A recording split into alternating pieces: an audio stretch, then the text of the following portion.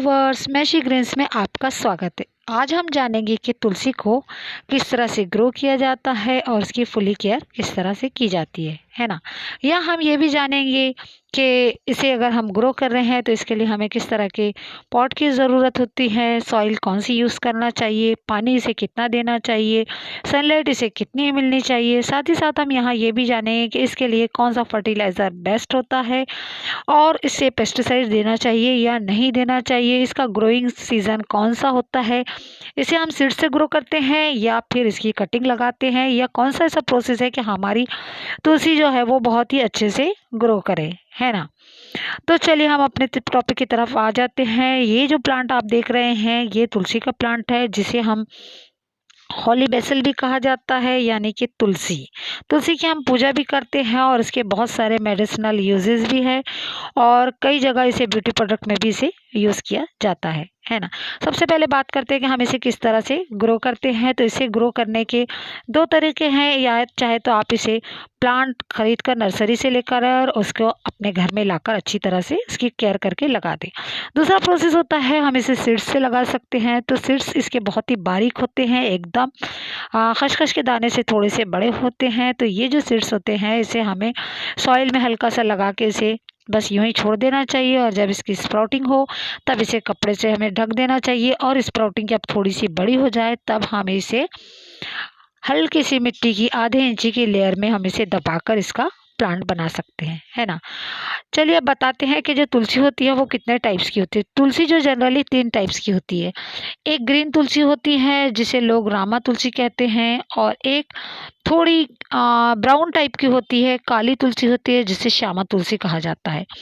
Green तुलसी के मुकाबले में श्यामा तुलसी जो होती है उसके मेडिसिनल यूजेस बहुत सारे हैं, क्योंकि इसमें मेडिसिनल प्रॉपर्टी होती हैं। और ग्रीन तुलसी को हम अपने घर में ग्रो करते हैं, उसकी पूजा करते हैं और उसे ब्यूटी प्रोडक्ट में भी यूज़ किया जाता है ना। और जो एक जो होती है वो बहुत ही रेयर होती है, हमारे एरिया में बहुत कम पाई जाती है। वो ये दोनों में कम एक मिक्स कलर होता है ना। चलिए अब बात करते हैं कि अगर हमने इसे ग्रो करें तो किस तरह के प्लांट में हम इसे ग्रो कर सकते हैं। देखिए, अगर हम प्लांट की बात करें तो तुलसी के लिए, हॉली तुलसी के लिए स्पेशली बाहर सेलीग्राम जो होता है, सीमेंट का पॉट मिलता है, मिट्टी के पॉट मिलते हैं, हम उसमें ग्रो कर सकते हैं। इसकी जो रूट्स होती है ज़्यादा शैलो नहीं होती है, हम छोटे से पॉट में भी इसे ग्रो कर सकते हैं, क्योंकि ये बहुत ही इजी टू ग्रो प्लांट होता है ना। चलिए अब बात करते हैं सॉइल की। इसके लिए हमें कौन सी सॉइल यूज़ करना चाहिए। तो हम एक नॉर्मल गार्डन सॉइल में इसे आराम से ग्रो कर सकते हैं। बस हमें ये ध्यान रखना है कि उसमें हमें थोड़ी सी रिवर सैंड मिला देना है, और साथ ही साथ काव डंग कंपोस्ट भी। तो अगर इसका रेशियो की बात करें तो हमें यहाँ 60% गार्डन सॉइल लेना है, 30% हम इस पर रिवर सैंड मिला देंगे, और 10% हम इसमें वर्मी कंपोस्ट या काव डंग कंपोस्ट हम मिला सकते हैं। बस हमें इतना ध्यान रखना है कि हमें इस तरह की मिट्टी यूज़ करना है कि जो पानी को होल्ड करे, और जब इस तरह की मिट्टी को हम अपने हाथ में दबाएं तो एक लड्डू बनने वाली कंसिस्टेंसी हमें मिल जाए, है ना। अब बात करते हैं इसे कितनी सनलाइट मिलना चाहिए। तो ये इसे फुल्ली सनलाइट की ज़रूरत होती है।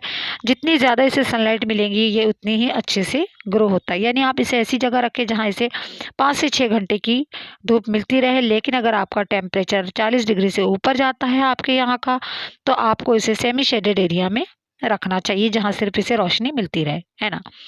चलिए अब बात करते हैं पानी की। तो इसके लिए जो पानी बहुत ही ज़्यादा इम्पोर्टेंट होता है, हमें इसे पानी तभी देना चाहिए जब इसकी मिट्टी की लेयर 2 इंच तक हमें इसे ड्राई दिखे।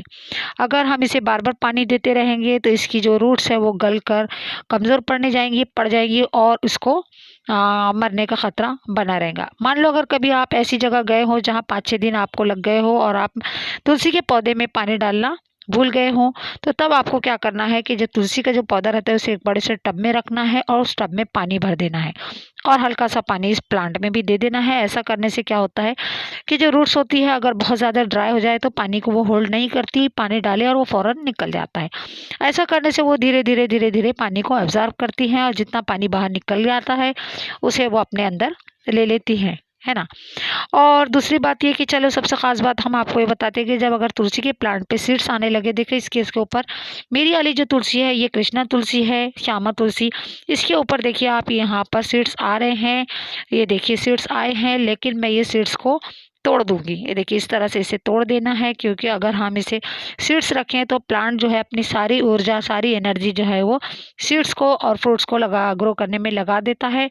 और फिर जो पौधा जो है, प्लांट जो है, वो खुद की केयर नहीं कर पाता, नीचे की ब्रांचेस पीली पड़ने लग जाती हैं और पौधा धीरे धीरे करके मरने लगता है। क्योंकि पौधा जो प्लांट्स होता है, चाहे कोई भी प्लांट हो, उसकी साइकोलॉजी होती है कि अगर उसने सीड्स या फ्रूटिंग कर लिया तो उसे ऐसा लगता है कि मेरा लाइफ साइकिल पूरा हो गया है और अब मुझे ज़िंदा रहने की ज़रूरत नहीं है। और इसके बाद वो धीरे धीरे करके ड्राई होने लगता है, पत्तियाँ पीली पड़ जाती है और पौधा मर भी सकता है ना।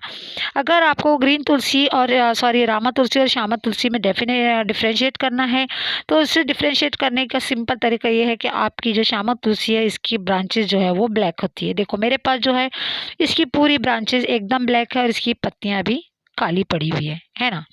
और पानी को लेकर, इसे पानी देने को लेकर ख़ास बात यह है कि हम इसे डेली जो पानी देते हैं, जैसा कि हमारा पूजा का प्लांट है तो हम इसे जो डेली पानी देते हैं वो ज़्यादा ना दें।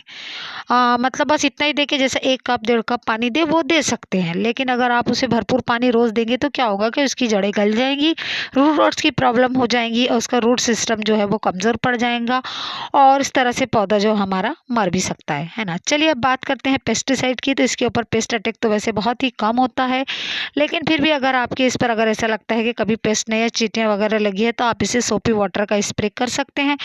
और सोपी वाटर का स्प्रे इसलिए है कि हम जब तुलसी जो पूजा की होती है हम उसे खाते भी है, इसलिए इसके ऊपर कोई केमिकल स्प्रे हम नहीं कर सकते हैं।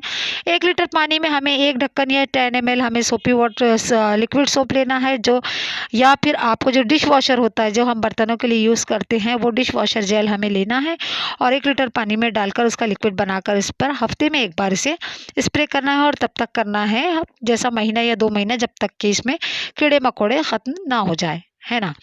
चलिए अब बात करते हैं एक एक्स्ट्रा टिप की, कि इसे जो तुलसी का जो पौधा होता है हमारा, इसे आयरन की बहुत बार बार डिफिशियंसी हो जाती है, इसे आयरन बहुत ज़रूरी होता है। इसके लिए हमें बाहर से कोई केमिकल आयरन इसे ना दे तो ही बेहतर होता है। उसके लिए हमें क्या करना है कि हमारे पास जो एक लोहे का जो पुराना कटोरा था जिसमें हम मेहंदी वगैरह भिगोते हैं, उस कटोरे में हमें लोहे का आयरन का कटोरा, उसमें हमें 1 गिलास के जितना पानी डाल देना है। उसे रात भर ओवरनाइट के लिए रख देना है। जब वो पानी सुबह के वक्त में इसे ज़रूर देना है ना। इससे इसकी आयरन की डिफिशियंसी जो होती है वो कम हो जाती है। दूसरी बात ये कि इसे जब भी पानी दे, अर्ली मॉर्निंग दे, 8 से 9 बजे ही इसे पानी दे, रात के समय इसे पानी बिल्कुल भी ना दे, है ना। तो बस आज की वीडियो में इतना ही। मिलते हैं फिर किसी नई वीडियो के साथ। तब तक के लिए thanks for watching. God bless you. Bye bye.